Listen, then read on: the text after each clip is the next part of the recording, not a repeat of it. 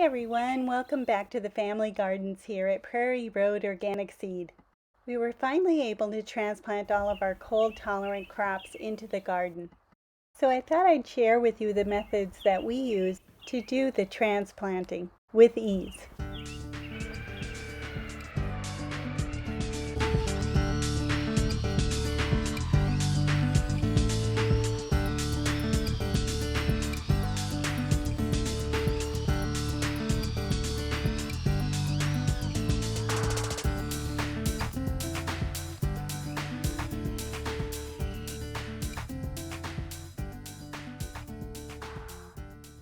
So as you can see, we use what they call a garden auger. You can buy these commercially.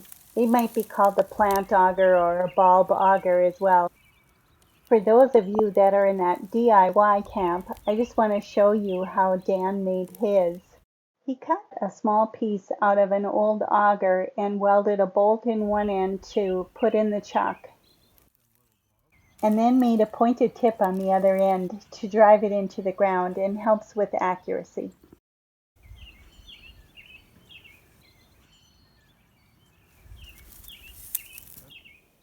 We also made the switch to a cordless drill with a lithium-ion battery, which is very helpful for moving around the garden and not having to drag electrical cords around.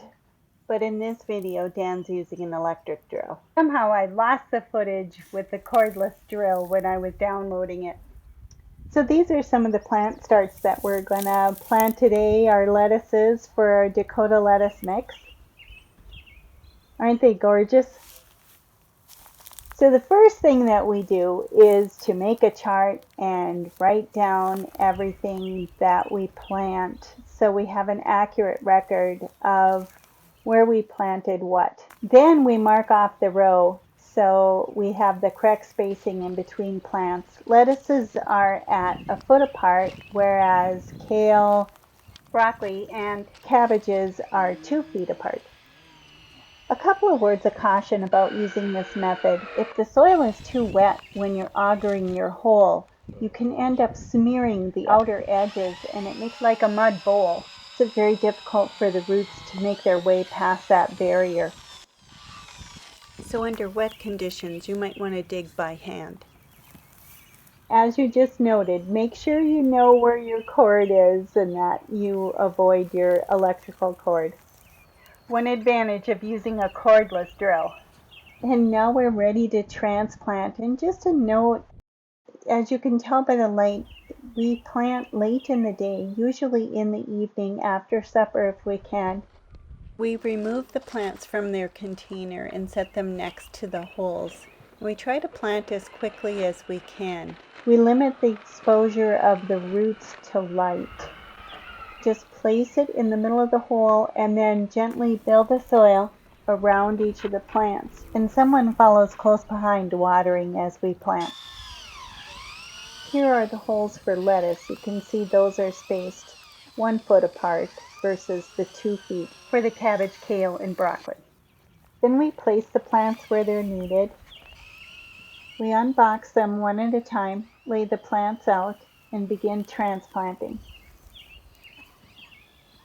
When you're transplanting lettuce, so you don't want to put them in too deep, but we like to leave a bowl of soil all the way around each plant to offer a little bit of wind protection. But as you're pushing the soil in around them, you want to make sure not to bury that growing point. As you plant, you'll be watering those in, and that'll settle the soil in around the roots. You don't want to pack the soil in, you want to let the water do the work. What's that? A little pupa of some sort. We had carrots planted here the previous year, and you can see how much water they took out of the soil last fall. The soil is quite dry in this particular row, so you want to make sure to use as much moist soil as you can and avoid pushing dry soil in around the root. As best you can anyway. And then water them in. We use about a 16-ounce can, 1 can per plant will do it. And then we water again the following morning. We plant in the evening and re-water the next morning. Then the plant should be fine, unless of course you're in a drought situation. Then you may want to water again.